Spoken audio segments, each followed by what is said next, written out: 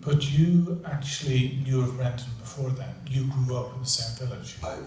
Where this village is, I did grow up in that village, and I knew of Brendan. I won't say that I was a friend of his by any standard, but I did know of him. And I must admit that when this did all happen, I was, just like anyone else, absolutely mortified. I couldn't believe that. No one believed someone would do that. But for the next 10 years, I believed everything that the press had said, that he was evil. You just believe, I mean, why would someone do that? And it wasn't until actually the farmer came and spoke to Terence Ryan, the producer, and said, look, this was 10 years later, said, look, everyone that believes about Brendan, or the story of Brendan, they've got it all wrong. And so he started to talk about it. Terry brought in some researchers, and we then spent the next 10 years researching it, and eventually found Anne-Marie's diary. Based on that diary, which then formed the basis of the script, the screenplay, how much artistic license did you bring to it? For example, there's the episode very early on in the film when they were at the graveside after Mother's burial, and he was throwing sods at the priest, etc. And then there was the issue of the fox as well, in his imagination. Can you tell us a little bit about the level of artistic license you brought to it, and how close really the portrayal that you brought on the screen was to Anne-Marie's memoirs? We filmed it up in Northern Ireland. We didn't film it down in the Republic. That's going to be one of my next questions. Well, just to go to that point, I did try and, having known the locations very well and the areas that this all happened, I did try and find something that was fairly similar, but to be fair with you, it didn't have to look identical. I wasn't looking for that. But I had imagery in my mind from what she had told me.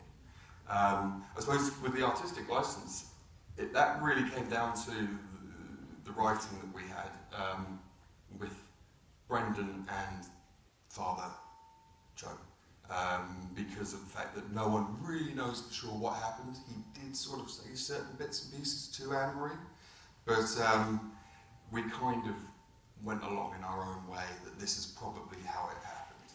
But for the most part, it's pretty close to how she imagined it, or how she remembered it, rather.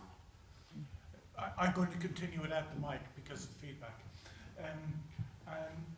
Obviously, more from a producer's perspective, can you tell us why the shooting was done in the north of Ireland rather than around near Clare? I suppose the producers, I'm not really the producer, but I would add that I think because of the nature of the sensitive nature of the film, the story, there was a lot of people, especially in Clare, that did not want us to make this.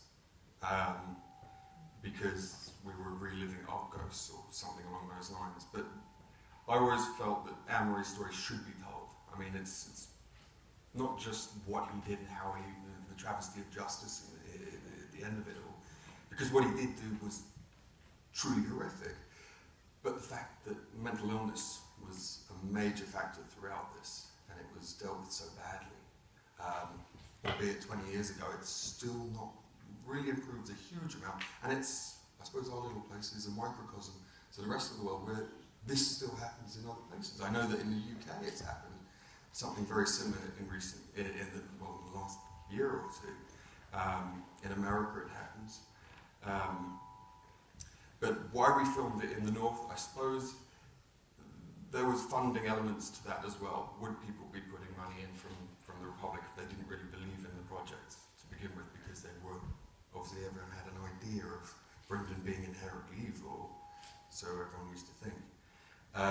We had some private finance coming in from the north, so that's where we decided to do it. And plus the element of, if we'd shot it in the south, would it have caused a lot of people, local people to be unhappy with the situation? So as a sensitive nature, it just worked out for us up there as well. The next question I have is probably almost the same as if it would be shot in the south. but the issue of guns in fields, etc. How did you go about obtaining special licenses? In the north? Yeah. You do. I mean, but that would be like pretty much any way you would film, you would need armourers and they then get you the licensing. But yes, so obviously in the north it is a bit difficult at times. But no, I mean, the armourers, they would come through with all the legalities for that to happen.